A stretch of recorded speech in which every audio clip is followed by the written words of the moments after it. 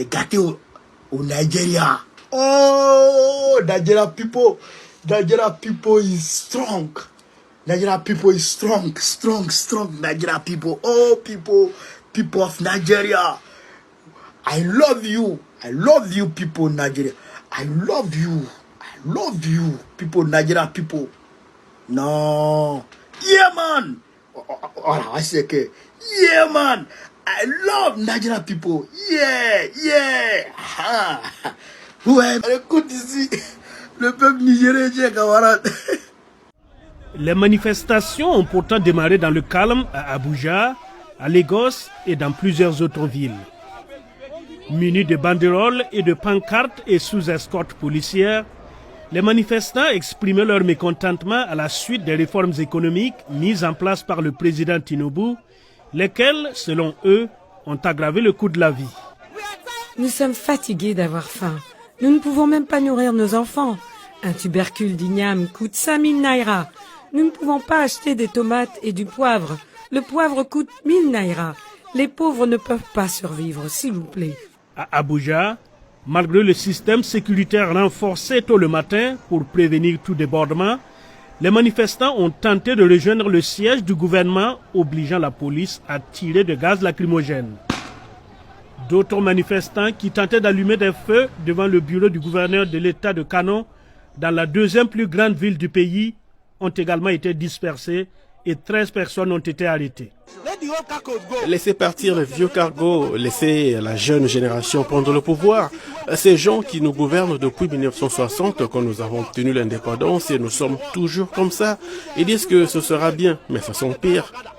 Après avoir pris ses fonctions il y a plus d'un an, le président nigérien Bola Tinubu a supprimé certaines subventions sur les carburants, dévalué la monnaie nationale et augmenté les tarifs de l'électricité, des mesures qui ont fait grimper l'inflation à plus de 34% et réduit les revenus. Je suis une mère, je suis une fille, parce que mes parents sont encore en vie.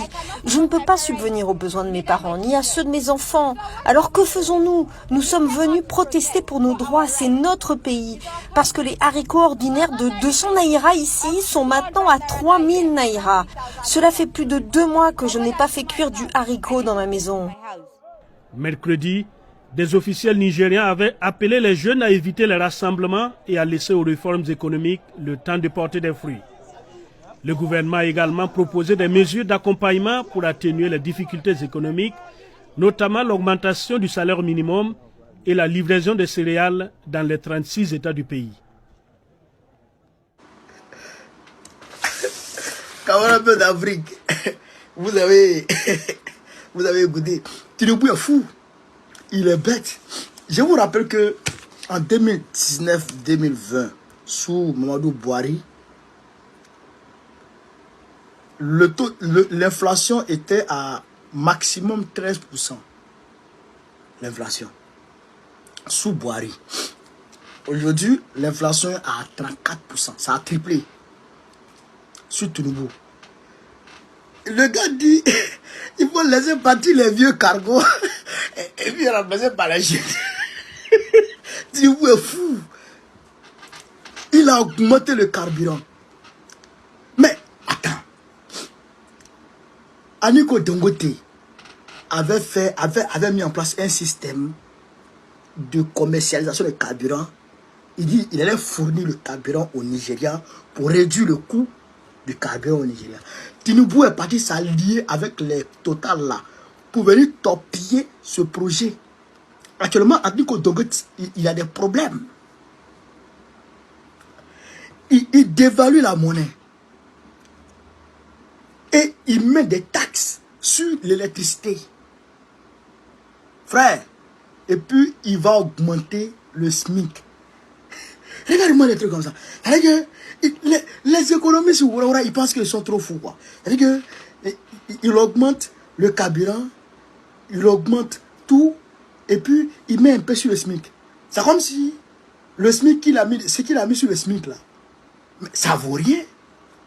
Parce que si tu augmentes le SMIC, laisse le coût de la vie intact, et puis augmente le SMIC, comme ça le pouvoir d'achat augmente. Mais toi tu augmentes tout, et puis tu mets un peu sur le SMIC, pour voler nos esprits. Mais les Nigériens disent non, tu as menti. Ils sont sortis avec les drapeaux russes. C'est ça qui a fait peur à Tinubu. Il a instauré le coup-feu dans plusieurs États du Nigeria. Frère, il a instauré le coup-feu partout au Nigeria. Mais le peuple nigérien dit non. Vous avez vu, ils ont tenté d'accéder au palais. Ils ont tenté d'accéder au palais. Mais ils sont déçus. Ils sont déçus. Et puis ce qui s'est passé au Bangladesh, mais ça va les inspirer plus, ça va les encourager plus. Ben, les Bangla là, eux, il y a longtemps, ils sont dans la lutte. Hein. Et il y a longtemps, ils sont dans la lutte. Donc, c'est que le gouvernement, c'est que le peuple nigérien a commencé là. Ça va se solder par la chute de Tinubu. C'est moi qui vous dis ça ici. On va venir parler de ça ici, vous et moi. Camarades peu d'Afrique. On va venir parler de ça ici, vous et moi. C'est-à-dire que le Nigeria va tomber. Le Nigeria va... C'est que Tinubu va tomber incessamment. Il va tomber. Tu n'as pas dit que c'est le Niger qui veut... C'est le Niger qui veut sanctionner. Le Niger là. Le Niger, le carburant est devenu 500 francs. L'essence est devenue 500 francs au Niger.